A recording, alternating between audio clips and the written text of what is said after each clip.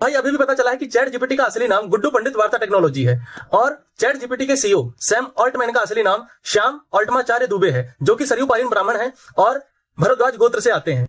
और एक छोटा सा प्रॉम्प्ट बनाकर चैट जीपीटी को दे दीजिए और देखिए कि वो क्या डाटा देता है। ज्यादा संभावना है कि वह डाटा देगा जो अपर कास्ट को सुहाता है। एक काली औरत को एक एआई ने तब तक नहीं पहचाना जब तक उसने व्हाइट मास्क नहीं लगा लिया। The system I was using worked well on my lighter skinned friend's face, but when it came to detecting my face, it didn't do so well until I put on a white mask. Amazon ने भी एक AI का इस्तेमाल किया recruitment करने के लिए। वो मेल्स को ज़्यादा सिलेक्ट करने लगा। एआई के एल्गोरिदम की वजह से काले लोग हॉस्पिटल्स के अंदर में ज़्यादा मरने लगे। गूगल फोटो में काले व्यक्ति को एआई ने आइडेंटिफाई किया, बोला ये गोरिल्ला है। जो भी मिड जर्नी या एआई से जो भी आप अपनी इमेजेस बनवाते हैं उसमें पहले से ही जेंडर बायस, रेस बायस ये पहले से ही निहित आती है। हिपोक्रेसी की भी कोई सीमा होती है सर। तो ये है विजेंद्र चौहान, जो कि बहुत ही फेमस यूपीएससी मेंटोर हैं और इन्होंने शायद चैट जीपीटी को बहुत ही केजुअल ले लिया है। अरे भाई वो ओपन एआई है, रिजर्व्ड एआई नहीं है। कि एआई की कोई जाति या धर्म नहीं होता, वो किसी विशेष समुदाय से संबंध नहीं रखता है, वो सोचता नहीं है, किसी पर विश्वास नहीं करता, बस डेटा पैटर्न के आधार पर जवाब देता है। एंड इस लॉजिक के बाद में इंटरनेट ने चैट जीपीटी का नाम बदलकर जात जीपीटी, कास्ट जीपीटी, जनरेटिव पंडित ट्रेंड ट्रांसफॉर्म जीपीटी भी कर दिया है। तो एआई कास्टिस्ट हो सकता है कि नहीं हो सकता है, लोगों ने इस पर्टिकुलर वीडियो के खिलाफ वीडियो बनाना शुरू कर दिया है। भारत में जो अभी इस बात के खिलाफ वीडियो बना रहे हैं कि एआई थोड़ी भाई कास्टिस्ट थोड़ी हो सकता है कि सवर्ण को फेवर करे, वो तो किताबों पे ट्रेंड है। चैट जीपीटी किस चीज से ट्रेंड होता है? ग्लोबल किताबों से, रिसर्च पेपर से, गवर्नमेंट डॉक्यूमेंट से, कोर्ट की जजमेंट से, न्यूज की रिपोर्ट से, एकेडमिक लिटरेचर से, पब्लिक डोमेन में मौजूद टेक्स्ट से। वो भी डिस्कस करेंगे कि वो किस पे ट्रेंड है, लेकिन एटलीस्ट भारतीय हैं ये लोग और हम जो भारतीय हैं वो थोड़ा सा डार्कर स्किन टोन होता है। तो कल को कोई अगर एआई इनको गोरिल्ला बोले, बंदर बोले, तो क्या तब भी ये लोग बोलेंगे अरे इसका मतलब क्या है, इसका मतलब सैम ऑल्टमैन गोरिल्ला है तभी तो सबको गोरिल्ला बनाना चाह रहा होगा। तो गूगल फोटो की जो एप्लीकेशन है उसके अंदर में व्यक्ति को आइडेंटिफाई या ऑब्जेक्ट को आइडेंटिफाई करने का एक फीचर होता है जिसके अंदर में वो लेबल कर सकता है। तो डार्कर स्किन टोन वालों को उसने गोरिल्ला लेबल करना शुरू कर दिया। गूगल ने इस बात को एड्रेस किया कि हाँ गलत हो रहा है, उन्होंने उसको फिक्स करने की कोशिश की, उनसे फिक्स नहीं हुआ। अगर गूगल फोटोज में गोरिल्ला की फोटो है तो वो गोरिल्ला की फोटो को भी आइडेंटिफाई नहीं कर रहा था, मतलब कि उसको नामांकन नहीं कर रहा था। अच्छा वैसे भारतीय लोग बहुत मतलब प्राउड लेते हैं इस चीज़ के अंदर में। आप देखें दिल्ली के अंदर में आपको कहीं भी ये साउथ अफ्रीकन कंट्रीज़ के लोग मिल जाएंगे, या गुजरात के अंदर में जो बहुत सालों पहले गुजराती भाषी और हिंदी भाषी अफ्रीकन लोग हैं उनको भी हम लोगों ने एक्सेप्ट नहीं किया है। I scared a lot around. तो ये थोड़ा ऊपर में आके थोड़ा शाउटिंग वे में और थोड़ा कपड़े उस टाइप में, तो वो हम थोड़ा फील होता है। हब्सी, काली, जंगली, जग पेटलर, तो ये स्टीरियोटाइप करना प्लीज छोड़ दो।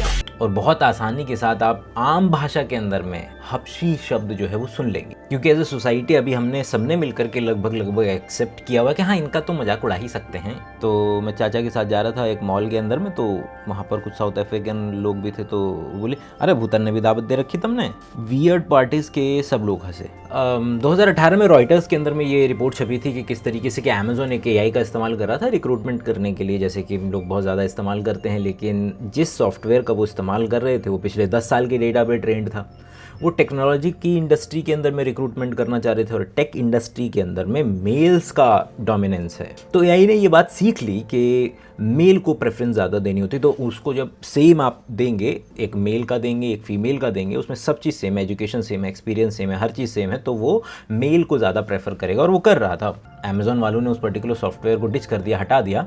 लेकिन ऐसे केसेस की रत्ती भर भी कमी नहीं है जहाँ पर हमें एआई के बायसेस नज़र आए, क्योंकि एआई हम हैं, वी आर एआई, हमने ही ट्रेन किया है। तो अगर एआई को जो डेटा फेड है वो जो पिछले 10 साल के अंदर में उसने देखा कि अगर मेल्स इतने ज़्यादा सिलेक्ट हो रहे हैं तो उसने सीख लिया इस बात को। वो कैसे सीखता है, we are yet to know, hence the black box theory, कि उसको नहीं पता है, कि हमको ही नहीं पता है कि वो अंदर डिसीजन किस तरीके से ले पाता है, लेकिन अल्टीमेटली वो हमारा काम करके दे रहा है हमको। तो उसने सीख लिया कि ओके मेल को कंपैरेटिवली ज़्यादा प्रेफरेंस देना होता है। और ना मतलब ये केवल मतलब मेल या फीमेल वाली बात नहीं है, मतलब ऐसे धंधे जिसमें फ़ीमेल ज़्यादातर आपको जॉब करती हुई अगर नज़र आएंगी, जैसे नर्स की इंडस्ट्री है, तो उसके बायसनेस वहाँ पर भी नज़र आएंगे, झलकेंगे।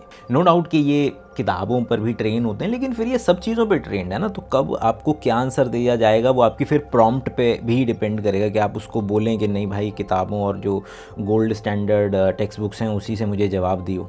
लेकिन फिर अगर गोल्ड टेक्स्ट बुक से लोग बोलते हैं जवाब दियो, तो फिर वो किताबें तो अंग्रेज़ों ने भी लिखी हुई हैं। विंस्टन चर्चिल यूरोप के हीरो हैं, हीरो।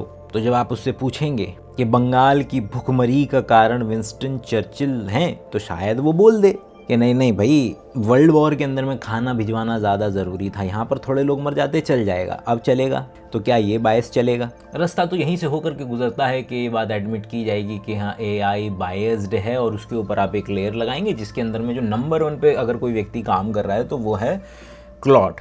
जो इसमें सबसे नीचे की तरफ बैठा हुआ है वो है ग्रॉक। वो तो बोलने की आज़ादी के ऊपर औरतों के कपड़े भी उतरवा ही रहा है। तो आम जिंदगी में आम आदमी कैसे AI का इस्तेमाल कर सकता है, उसकी वर्कशॉप हमारी 24 और 25 तारीख को है, लेकिन उसकी जानकारी वीडियो के एंड में। क्योंकि AI ट्रेंड है इस ह्यूमन के बाइसिस पे, और अगर ह्यूमंस को लगता है कि काले लोग जो हैं वो ज़्यादा क्राइम करते हैं, ये तो ज़्यादा हपसी लोग हैं, ज़्यादा क्राइम करते हैं, आदमी मार के खा जाते हैं, वैसे ये बात मुझे सच में किसी ने बोली थी। तो अगर पुलिस वाले बायस्ड हैं और वो काले लोगों को ज़्यादा थ्रेट मानते हैं, ज़्यादा पकड़ते हैं, इससे मिलता जुलता डेटा पे अगर कोई पर्टिकुलर AI ट्रेन होता है तो वो काले लोगों को ज़्यादा रिस्की बताएगा कि ये करेगा क्राइम, पकड़ो इसको ज़्यादा जल्दी। तो ये हाइपोथेटिकल सिनेरियो नहीं है, ये इन्वेस्टिगेटिव जर्नलिज्म है, उसके रेफरेंसेस आपको मिल जाएंगे। जो लोग टेक्स्ट बुक का हवाला देते हैं उन लोगों को बता दूं कि टेक्स्ट बुक में भी हमारे बायसेस भरे पड़े हैं। जैसे कि अगर मैं आपको याद करूं, अगर आप मेडिसिन से रिलेटेड है, तो अगर आपने कोई भी पर्टिकुलर टेक्स्ट बुक कोई भी याद कर लीजिए, उसमें हमेशा आपको गोरे लोगों की इमेजेस हैं, गोरे लोगों का बदन काट के दिखाया हुआ है, वो गोरे लोगों का सब चीज़ अच्छे तरीके से नज़र आता है। काले लोग एग्जिस्ट ही नहीं करते हैं। तो अगर इस टेक्स्ट बुक पर कोई पर्टिकुलर AI ट्रेन होगा तो वो काले लोगों को उतनी अच्छी हेल्प नहीं कर पाएगा, एंड ये हो रहा है। कुछ लोगों ने मुहिम चलाई है और उन्होंने काले लोगों की इमेजेस डलवाना शुरू किया है टेक्स्ट बुक्स के अंदर में भी। Scrolling through Twitter 2 years ago, and I came across this tweet that said, "I've never seen a black fetus illustrated ever." And I realized at the time I hadn't either. This image was created by Chidibere Ube. He's a Nigerian medical student and illustrator. He even has an entire Instagram dedicated to sharing his illustrations. Pretty awesome. हमको इससे फ़र्क पड़ना चाहिए क्योंकि हम लोग काले ही हैं, क्योंकि इन्हीं से ट्रेन होकर के डेटा इस्तेमाल किया जाएगा। उस डेटा का इस्तेमाल आपका वो कोरोना वायरस के वक्त में जो ऑक्सीमीटर आप इस्तेमाल करते थे वो इस्तेमाल किया जाएगा, लेकिन वो ऑक्सीमीटर ट्रेंड है सफ़ेद चमड़ी की डेटा पे। इसका मतलब है कि आपका खून कितना ऑक्सीजनेटेड है कि नहीं है, वो थोड़ा सा एरर रेट आ सकता है और वो काले व्यक्ति के लिए ज़्यादा आ सकता है। तो आपने अगर लगाया अपने पिताजी के ऑक्सीमीटर और आपके पिताजी की उंगली काली है, तो उनका अगर आना था 92% और वो दिखा दे 94%, तो इलाज में ज़मीन आसमान का फ़र्क पड़ जाएगा कि 92 पे तो भर्ती करना था भाई, 94 पे बोलते लेट्स वेट, और ये wait can cause him his life, जो कि हुआ भी। और इसके अंश मिलेंगे आपको शुरुआती दिनों के अंदर में। आज की तारीख में जितने भी AI हैं वो तो पूरा इंटरनेट खा चुके हैं, वो तो सिंथेटिक डेटा जनरेट करते हैं, AI डेटा जनरेट करते हैं और उस AI के डेटा से खुद को और ज़्यादा ट्रेन करते हैं। लेकिन अगर हम बात करें कि शुरुआती वाले जो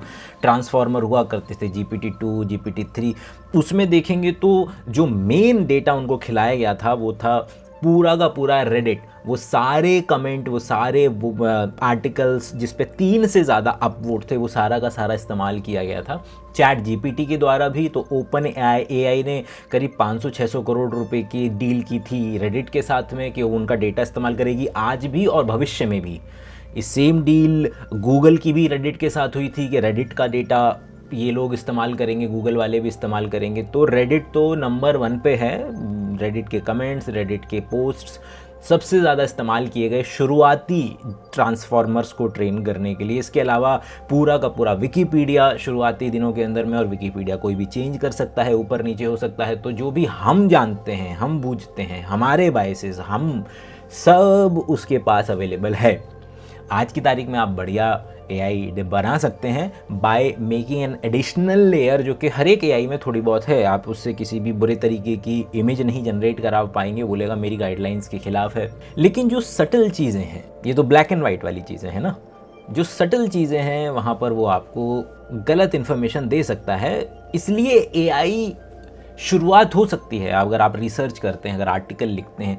तो जिस तरीके से एक ज़माने में विकिपीडिया आपके लिए पहला सोर्स होता था कि आप विकिपीडिया पे जाते थे, लेकिन वो विकिपीडिया पहला सोर्स होता था, फिर वहाँ पर आप जाकर के और पेपर देखते थे, और पेपर उसके लिंक से और लिंक्स, इस तरीके से आप रिसर्च किया करते थे। उसी तरीके से आज की तारीख में लोग ज़्यादातर AI को आखिरी मान करके उसका सामान चोरी करने की कोशिश करते हैं, कहीं आर्टिकल लिखने की कोशिश करते हैं, कुछ लिखवाने की कोशिश करते हैं, जबकि वो पहला होना चाहिए कि this is the first step. बाकी और कितने बेहतरीन तरीके से हम AI का अलग अलग चीज़ों के लिए इस्तेमाल कर सकते हैं, वो हम इस 24 और 25 को डिस्कस करेंगे। कोई मेन खाका नहीं है।